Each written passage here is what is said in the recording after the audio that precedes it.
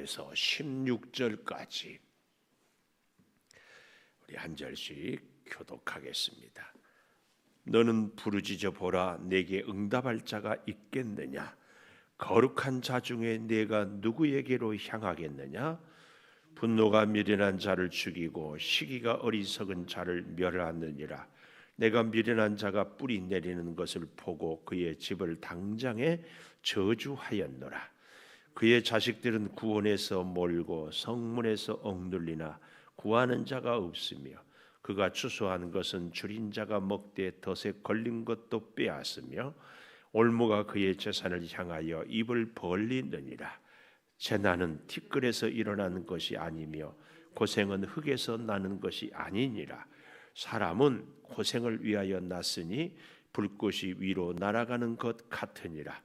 나라면 하나님을 찾겠고 내 일을 하나님께 의탁하리라.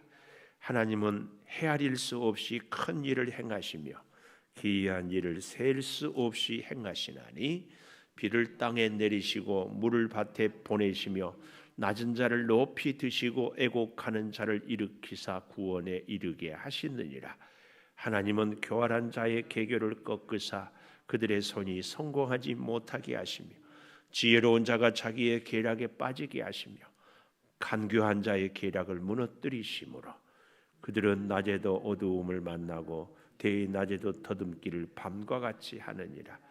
하나님은 가난한 자를 강한 자의 칼과 그 입에서 또한 그들의 손에서 구출하여 주시나니 그러므로 가난한 자가 희망이 있고 악행이 스스로 입을 다묻느니라.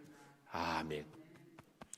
오늘 또 새벽을 깨우는 성아, 너는 하나님의 보석이다, 보석이다. 엄지척 변함없이 새벽 제단을 지키는 권사님, 하나님의 보석입니다, 보석입니다, 보석입니다. 이 모든 것이 주님의 은혜입니다. 아멘, 아멘, 아멘. 어리석은 충고, 오늘 제목을 이렇게 잡아봤습니다. 어리석은 충고. 대만 사람 엘리바스가 나이가 많고 신앙의 경륜, 신앙생활을 오래 했고 여러 가지로 참으로 인생을 살아보기 때문에 아직 나이가 어리고 또 참 어려움을 당하는 욥을 보고 일주일 동안이나 말을 못하고 있는데 욥이 자기 신세를 한탄하면서 차라리 내가 내 태어난 생일이 저주를 받았으면 좋았겠다. 오히려 그날이 캄캄하고 해안 날수에 그 밤에 자식을 베지 못하였으면 좋았겠다. 또 한 걸음 더 나아가서 참 죽음의 그 자리는 얼마나 평안할까. 그런데 어찌하여 이렇게 고난을 당하는가. 이런 이 욥의 쭉 자기 자신을 향한 독백을 듣고 이 더 이상 참을 수 없어서 엘리바스 사람 엘리바스가 이렇게 이 욥에 대하여서 쭉 나름대로 신앙생활을 가르치고 있어요. 그래서 우리가 어제 아침에는 죄 없어도 망하는가 뭐였어요? 욥아, 네가 이렇게 고난 당하는 것은 네 죄 때문이다, 이 얘기였고, 거기에 대하여서 오늘은 어리석은 충고 어리석은 충고를 이렇게 쭉 하고 있는데 그 첫째로 3절에 보십시오. 내가 미련한 자가 뿌리 내리는 것을 보고 그의 집을 당장에 저주하였노라. 당장 저주하였노라.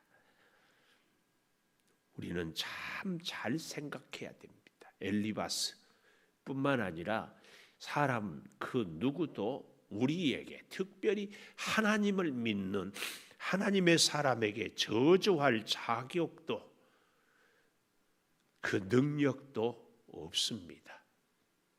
우리는 참 조심해야 됩니다. 그래서 민수기 14장 28절 너희 말이 내 귀에 들리어지는 대로 내가 너희에게 시행하리라. 그 말을 우리가 복된 말을 하면 내가 복을 받아요. 내가 좋지 못한 말을 하면 내가, 상대는 듣지 않으면 끝이에요. 그 의식하지 않으면 끝이야. 그래서 잘 보십시오. 잘 되는 사람은 좋은 말을 하는 사람이 잘 돼요. 오죽하면 말이 씨가 된다고 그러잖아요. 주변에서도 자꾸 감사합니다, 복됩니다, 할 수 있습니다. 이렇게 하면은 점점 잘 돼요. 잘 돼. 오늘 4장 17절에서 19절까지 보십시오. 사람이 어찌 하나님보다 의롭겠느냐? 사람이 어찌 그 창조하신 이보다 깨끗하겠느냐? 하나님은 그의 종이라도 그대로 믿지 않고 그의 천사라도 미련하다 하나니 하물며 흙집에 살며 티끌로 털을 삼고 하루살이 앞에서라도 무너질 자이겠느냐? 이렇게 엘리바스가 욥에 대하여서 욥 네가 지금 이런 형편인데 뭘 잘난 채 뭘 어쩌고 저쩌고 하느냐, 이렇게 무서운 말을 하고 있습니다. 이 바로 여기에 대해서 이 엘리바스는 지금 욥을 고난당하는 것을 보고 완전히 죄인 취급합니다. 이게 다른 말로요, 결과론적인 해석, 결과를 보고 열매를 보면 그 나무를 안다고 하는데요, 우리 사람을 보고도 그 사람이 결과가 옳지 않으면 그의 믿음도 그의 과정도 다 틀렸다고, 사실은 어떤 면에서는 일리가 있어요. 그러나 우리의 신앙생활은요, 잘 믿는 믿음의 사람이 오히려 고난당할 경우가 있어요. 오히려 이걸 우리는 인정을 해야 됩니다. 제 개인적으로 제가 3대째 예수 믿으니까 저희 친구 목사들 중에서 부러워해요. 저를. 야, 부모님 특별히 어머님의 기도 때문에 이렇게 목회가.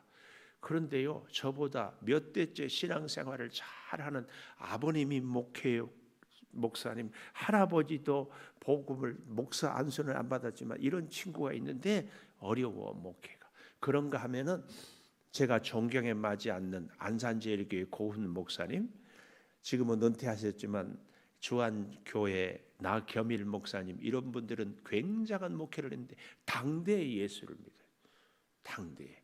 그 사모님 쪽에도 예수를 믿었던 분이 없어요. 이런 걸 우리가 미루어 본다면 이 하나님의 은혜, 하나님의 역사, 하나님의 신비는요, 사람으로서는 도저히 해석하거나 어떤 기준을 증거할 수가 없어요. 하나님은 각각에게 은혜를 새롭게 주시기 때문에 그렇습니다. 그런데 내가 만난 하나님, 이 하나님을 갖고 모든 사람들을 다 똑같이 판단하는 것은 치명적인 오류. 제가 어제 그런 말씀을 드렸잖아요. 어떤 특수한 상황을 일반화시키지 말라고. 조심해야 됩니다. 그런 면에서 지금 욥은 뭘 얘기하고 있는가 하면은 이 엘리바스가 욥에 대해서 네가 지금 이렇게 재앙을 당하는 것은 네 죄 때문이다. 계속 이 논리를, 욥기의 세 친구들의 전체적인 논조가 바로 이것입니다. 오늘날 우리도요, 살아갈 때 어떤 사람이 잘 살고 건강하고 자식이 잘 되면 복 받았다. 여기까지는 좋아요. 믿음이 좋다. 여기까지도 좋아. 근데 반대로 삶이 고단하고 힘들고 어려우면 복 받지 못했다. 우리의 복의 기준이 전부 뭐예요? 인간적이고 세속적이에요. 좀 심하게 얘기를 해볼까 싶어요. 여러분, 성공하기를 원하십니까? 믿음으로 살기를 원하십니까? 속으로 대답하세요. 속으로. 내가 좀 믿음이 안 좋아도 부자 되고 내 꿈을 이루고 자녀들이 잘 살면은 이쪽을 택하고 싶지 않을까요? 우리가 물론 그래도 내가 가난하고 내가 몸이 아프고 자녀들의 삶이 힘들어도 믿음을 택해야 되겠지요, 이렇게 말을 하겠지만 우리의 깊은 내면에는 너 이렇게 얘기할 수 있어요. 믿음이 좋은 사람은 당연히 어때요? 복을 받는다. 건강하고 잘 살고 모든 일이 잘 된다. 이렇게 생각할 수 있습니다. 그러나 꼭 그렇지 않아요. 우리 예수님은 사람의 몸을 입고 이 땅에 오신 하나님임에도 십자가를 지셨습니다. 우리가 자랑 삼고 존경에 맞지 않는 주기철 목사님은 그 고난의 길을 말할 수 없이 갔어요. 순교자들이 믿음이 없어서 순교당했고 고난당했습니까? 그렇게 말할 수 없어요. 하나님이 필요하면 형통하게 건강하게 풍성하게도 하지만 필요하면 말할 수 없이 고난을 겪게 하기도 합니다. 근데 우리는 이런 모든 것들을 우리의 생각으로 단편적으로 예수 잘 믿으면 건강하고 부자 되고 잘 산다, 요 논리만 갖고 믿음 생활을 하면은 안 됩니다. 우리 개인도요, 우리 인생도 돌아볼 때에 내가 잘 나가고 내가 건강하고 내가 원하는 소득을 얻을 때 믿음이 좋았다, 물론 그럴 수도 있지만 오히려 힘들고 어려울 때 주님 한 분, 하나님 아니면은 살 수 없어요. 오히려 그 믿음이 더 귀한지 우리가 깊이 하나님 앞에서 나는 성공을 원하는가 믿음을 원하는가. 물론 믿음 생활 잘하면 성공할 수도 있어요. 그러나 믿음 생활 잘해서 오히려 성공하지 못할 수도 있어요. 중요한 것은 내 기준으로 다른 사람을 판단하고 정죄하고 심지어는 저주하는 이런 일들을 절대로 해서는 안 된다. 특히 누가 그런 일 하기가 쉽다?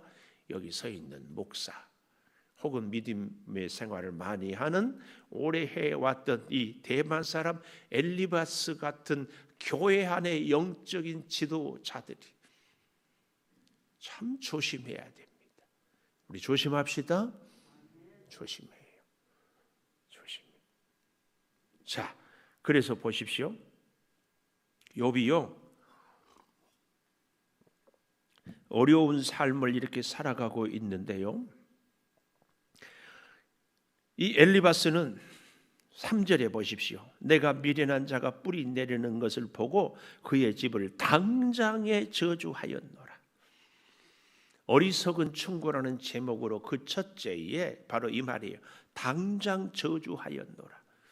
우리는 저주할 능력도 자격도 없습니다. 꼭 기억하십시오. 우리가 잘 되기를 원한다면 참 좋은 말, 우리 주변의 사람들에게 잘 되라는 말. 우리 교회는 특별히 좋은 게 날마다 예배 때마다 훈련을 하잖아요. 집에서 창은이 보고 너는 하나님의 보석이다 얘기하세요? 했냐고. 꼭 하세요. 직장 생활을 하면서도 회사에서도 꼭 하세요. 누구를 위해서? 듣는 그분을 위해서지만 사실은 나를 위해서. 이 얘기하면 내가 많이 듣거든요. 내가 사업하는 분들은 더더욱 거래처나 고객들이나 한 분 한 분에 대해서 보석으로 생각하는. 이 엘리바스가 욥을 저주하고 있잖아요. 당장에 미련한 자가 뿌리 내리는 것을 보고 당장에. 이거 지금 이 엘리바스는 머릿속에, 아니 좀 더 정확하게 누구를 들으라고 하는 얘기예요? 욥을 보고 욥에게 하는 얘기예요. 욥에게 지금 저주하는 거예요. 1절부터 잘 보십시오. 너는 부르짖어 보아라 욥아, 내게 응답할 자가 있겠느냐? 왜요? 너는 죄로 인해서 벌을 받고 있는데 누가 네 기도를 응답해 주겠느냐? 그 얘기예요. 거룩한 자 중에 내가 누구에게로 향하겠느냐? 분노가 미련한 자를 죽이고 시기가 어리석은 자를 멸하느니라. 사실은 나름대로 일리 있는 말인 것 같지만 지금 그 말을 욥에게 할 말은 우리가 조심해야 됩니다. 그래서 이 저주를 심지어는요, 당사자만 아니고 4절 그의 자식들은 구원에서 멀고 성문에서 억눌리나 구하는 자가 없다. 욥의 자식들이 생일 잔치하다가 한꺼번에 그만 사방에서 불어오는 바람에 집이 무너져 죽은 것을 염두에 두고 지금 그 얘기를 하는 거 아니에요. 이렇게 욥의 마음을 후벼 파는 얘기를 하는 겁니다. 심지어 5절 그가 추수한 것은 줄인 자가 먹되 덫에 걸린 것도 빼앗으며 스바 사람들이 와서 다 빼앗아 가버린 거. 올무가 그의 재산을 향하여 입을 벌리느니라. 근데요, 더욱 심한 말이 여기 6절, 우리는 잘 이해가 안 되지만 잘 보십시오. 재난은 티끌에서 일어나는 것이 아니며 고생은 흙에서 나는 것이 아니다. 재난은 티끌에서, 이것이 뭐예요? 한마디로 얘기하면은 그냥 저절로 생기는 고생이 없다. 우리의 고난에는 다 원인이 있다.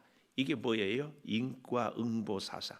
욥아, 네가 이렇게 어려운 고난을 당하는 것은 다 너의 죄값이다. 그 얘기예요.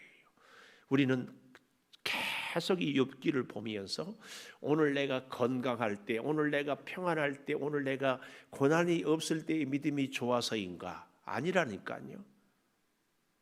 내가 오늘 아프고 내가 가난하고 이것은 내 죄값인가? 아니라니까요. 우리가 오히려 믿음 생활을 잘해도 고난 당할 수 있어요. 물론 내가 죄 짓고도 내가 고난 당하는 것에 대해서 내 스스로 합리화하고 내가 내 자신을 변명하는 것은 안 됩니다. 우리는 반드시 꼭 우선이 회개해야 됩니다. 우리가 왜냐하면 끊임없이 말씀대로 살지 못하는 것들이 계속 되거든요. 그러나 동시에 내가 오늘 건강하고 내가 오늘 복을 받고 내가 오늘 형통한 것은 내가 말씀대로 잘 살아서가 아니고 뭐다? 어머, 이거 놓치면 안 되는데.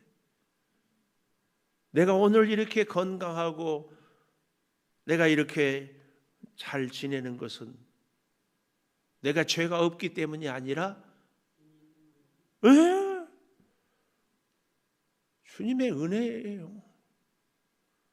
주님의 은혜. 이걸 놓치면 다른 사람을 이 엘리바스처럼 정죄하는 거예요. 내가 잘해서 복받았다. 이 사상 아니에요. 내가 잘해서가 아니라 하나님의 은혜와 사랑 때문에. 그 하나님의 은혜와 사랑은 내가 아니라 지금 고난당한 저 사람에게 하나님이 언제 어떻게 역사할지 우리는 모를라요.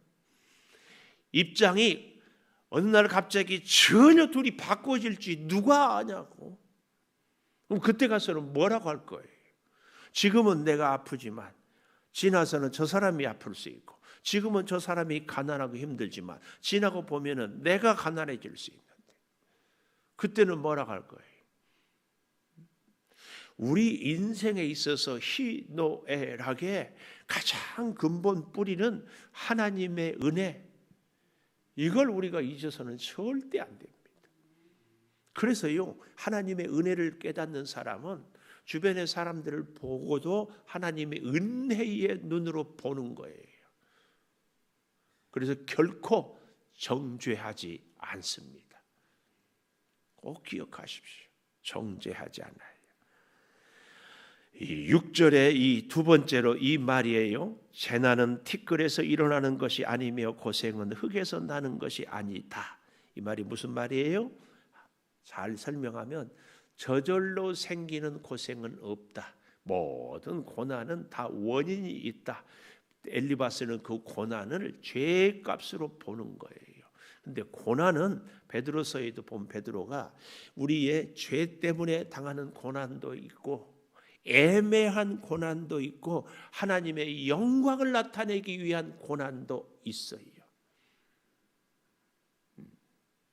우리 주변의 사람들이 어려움 당하면은 저 사람은 죄 때문에 고난 당한다. 내가 고난 당하면 하나님의 영광을 위하여 고난 당한다. 이렇게 자기 마음대로 해석하지 말고 우리의 고난은 때로는 정말 이해할 수 없는 고난도 있어요. 그러나 그것도 우리는 받아들여야 해요. 모든 것이 정답은 주님의 은혜입니다. 이 은혜를 보고 은혜의 눈으로 깨닫고 우리가 관계도 맺고, 그래서 오늘 아무리 우리는 힘들어도 절망하지 않아요.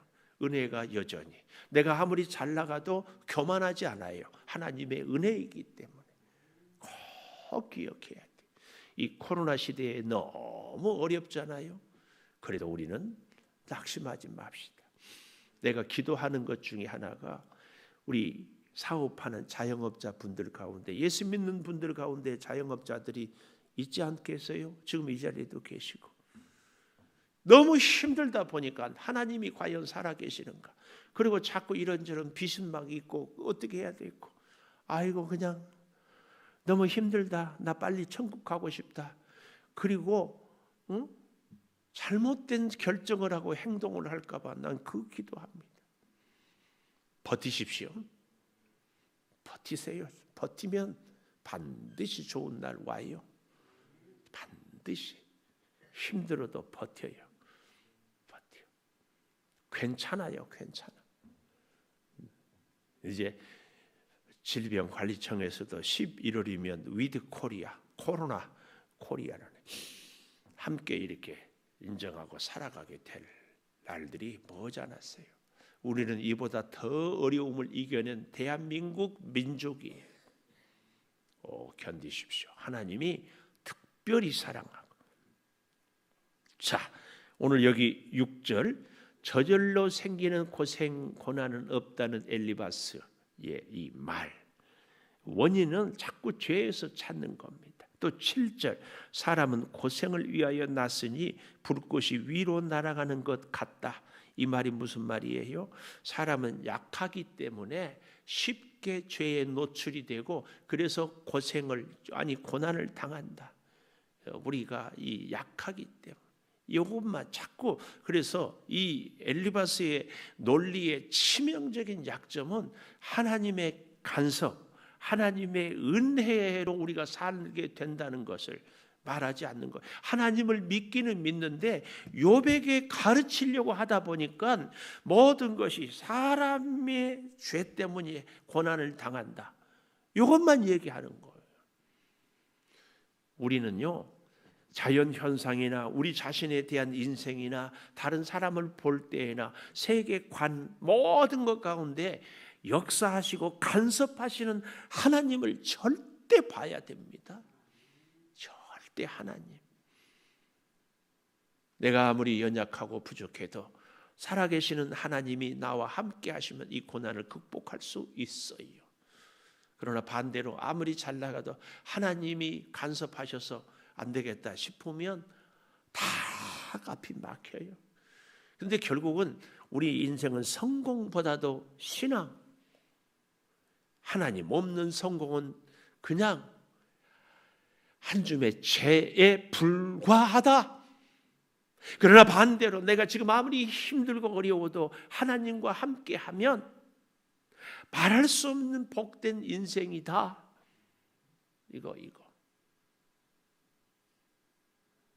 여기 말도 안 되는 이 얘기를 하고 있는 것을 보십시오.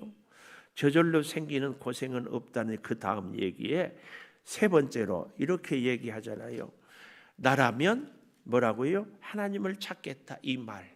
여러분, 그래서요, 우리가 교회 안에서 뭔가를 회의하고 의논하고 뭐 할 때 내 생각에는 이건 참 위험한 겁니다. 제가 개인적으로 우리 양주 특별히 이 백석읍을 위해서 기도를 참 많이 합니다. 우리 백석읍이 인구가 22만 5천에서 3만이에요. 우리 백석읍에 1,000명 모이는, 한 500명 모이는 교회가 한 10개 내지는 혹 5개만 있어도 이 지역 주민들의 여론이라든지 분위기를 우리가 리드할 수 있을 거예요. 교회가 점점 제가 올 때보다도 오히려 참 괜찮은 교회들이 더 약해지고 자꾸 나뉘어요. 원인이 어디에 있을까요? 요 말이에요. 나라면 교회 리더들이 자꾸 자기 생각대로 교회를, 치명적인 우리 신앙생활의 실수입니다. 교회에서 무슨 일을 하고 의논할 때 내 생각 이런 표현 아니고 기도해 보시고 하나님의 뜻. 왜요? 교회의 머리는 그리스도, 예수 그리스도의 피로 값주어 산 교회. 여기 무슨 자꾸 사람들의 생각이 들어가니까 교회가. 나라면 하나님 찾겠고 내 일을 하나님께 의탁하리라. 이게 무슨 말이에요? 욥은 지금 엘리바스가 하는 말이에요. 욥, 너는 하나님을 찾지 않고 너는 네 일을 하나님께 의탁하지 않았다. 그러니까 이렇게 고난당한다. 이 결과를 갖고 과정을, 원인을 얘기하면 안 된다니까요. 결과는 잘못될 수 있지만 선한 의도에 혹은 그 과정에 참 귀한 신앙생활을 할 사람들이, 그런 성도들이 있어요. 근데 결과를 갖고 판단을 하지 마세요. 신앙생활을 한마디로 얘기하면 이 엘리바스처럼 자기 기준, 자기 생각, 자기 뜻으로 하면 안 됩니다. 그러니까 보십시오. 수십 년 신앙생활에도 자기 기준이 있고 자기 원칙이 있어요. 누가 무슨 얘기를 해도 귀담아 듣지도 않는 엘리바스 같이 신앙생활을 오래 하고 하나님을 나름대로 안다고 하는 교회 리더들에게 이런 경향들이 더 많습니다. 우리는 정말 여기 이 8절, 나라면 하나님을 찾겠고, 아주, 그러니까 얼마나 욥을 지금 무시하고 욥을 정죄하고 그러고 있어요. 우리는요, 우리의 성도들과의 관계 속에서 내가 저주하고 내가 정죄하고 내 생각 같아서는 이렇게 하겠다, 이런 게 아니고 우리는 그저 중보해 줄 그 사명뿐이에요.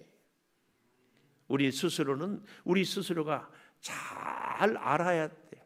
분별해야 돼요. 그래서 저 모습이 내 모습이구나, 늘 내가 스스로 깨달을 수 있어요. 9절, 하나님은 헤아릴 수 없이 큰 일을 행하시며 기이한 일을 셀 수 없이 행하나니 하면서 비를 땅에 내리시고 물을 밭에 보내시며 낮은 자를 높이 드시고 애곡하는 자를 일으키사 구원에 이르게 하시느니라. 하나님은 교활한 자의 계교를 꺾으사 그들의 손이 성공하지 못하게 하시며. 무슨 얘기예요? 하나님은 네가 하나님 말씀으로 살면은 비를 땅에 내리고 물을 밭에 보낸 것처럼 너를 잘 되게 했을 거야. 낮은 자를 높이 드시고 애곡하는 자를 일으키사 구원에 이르게 하는 것처럼 너도 네 고난에서 구원을 해 주셨을 것이다. 그런데 하나님은 교활한 자의 계교를 꺾고 손이 성공을 못하게 했다. 결국은 네가 교활하다, 지금 그것을 빗대어 설명을 하는 거예요. 13절도 같은 맥락에 지혜로운 자가 자기의 계략에 빠지게 하고 간교한 자의 계략을 무너뜨리심으로 그들은 낮에도 어둠을 만나고 대낮에도 더듬기를 밤과 같이 하느니라. 지금 욥이 얼마나 인생에 더듬고 헤매고 있고, 하나님은 가난한 자를 강한 자의 칼과 그 입에서 또한 그들의 손에서 구출하여 주시는데 네가 이 고난 속에 있는 것 보니까 너는 아니다, 그 말이에요. 그러므로 가난한 자가 희망이 있고 악행이 스스로 입을 다무느니라. 너 그만 떠들고 그 입 다물어. 그 얘기, 욥을 향하여서 이렇게 얘기하면 엘리바스처럼 뭐예요? 결국은 자기가 심판자예요. 자기는 의롭다, 그 말이에요. 자기는 이렇게 말한 대로 살았다, 그 말이에요. 근데 이제 욥기 42장에 가보면 하나님은 그 친구들을 향하여 오히려 너희가 욥보다 더 의롭지 못하다, 그 말이에요. 우리는 이런 친구들의 모습을 잘 보면서 오늘 내가 이 엘리바스 같은 기질은 없는지, 이렇게 쉽게 너무 단편적으로 판단하고 말하고 있지는 않은지 이렇게 봐야지 적용을 말입니다. 거꾸로 적용할 수 있어요. 아이고, 내가 이렇게 고생당할 때 내 그 속을 후벼 판 그 아무개 집사가 좀 이 설교 들었으면 좋겠다. 아니에요. 내 자신이 이런 모습이지를 않는지 기도하겠습니다. 하나님, 욥기를 통하여서 이 어려운 시대를 살아가는 우리들에게 성도들과의 관계, 직장에서 사람들과의 관계, 가정에서 식구들과의 관계를 다시 한번 돌아보게 하여 주시니 감사합니다. 주님, 어려움 당하는 사람들은 저들의 죄가 있어서라고 우리는 너무 쉽게 말하고 살지는 않습니까? 자꾸 나라면 내 생각에는, 내 경험으로는, 그리고 다른 사람들에게 충고하는 것이 사실은 더 어리석은 것 아닙니까? 우리 자신이 늘 하나님 앞에 겸손히 나를 돌아보고 내 어려움 당한 이웃들을 위하여 중보하며 하나님께서 변함없이 사랑과 은혜를 베풀어 주신다는 사실을 잊지 않게 하여 주시옵소서. 오늘 또 한 주간 은혜 가운데 지내며 주일을 준비하는 복된 손길들이 있습니다. 주방에서 아버지 하나님 또한 어린 생명들을 전화하고 신방하고 방역을 하며 성전을 청소하며 사랑하는 가족들이 이제 함께 손을 잡고 주의 전에 와서 예배하기를 목매어 부르짖는 우리 성도들, 주님 그 기도를 들어 응답하여 주시옵소서. 답답한 현실 가운데, 어려운 현실 가운데 좌절하지 않고 다시 주님의 손을 굳게 잡고 일어서는 우리 성도들의 몸짓을 주께서 붙잡아 주셔서 이 코로나로 인하여서 힘들 때 새로운 은혜, 새 힘, 새로운 비전을 주님이 허락하여 주시옵소서. 아버지, 이 민족을 특별히 이 양주시와 백서급을 복주시고 주의 몸된 교회들이 든든히 서게 하여 주셔서 하나님의 은혜가, 하나님의 축복이, 하나님의 역사가 이 민족에 다시 내리어 임하여 회복의 부흥의 역사가 주여 일어나게 하여 주시옵소서. 사랑하는 성도들의 눈물의 기도를 들으시고 늘 주 앞에 엎드려서 주의 은혜와 주의 인도를 따라 살게 도와 주시옵소서. 지금은 우리 주 예수 그리스도의 은혜와 아버지 하나님의 무한하신 사랑과 성령의 감화 감동하심이 영원토록 함께 하시옵기를 간절히 축원하옵나이다. 아멘.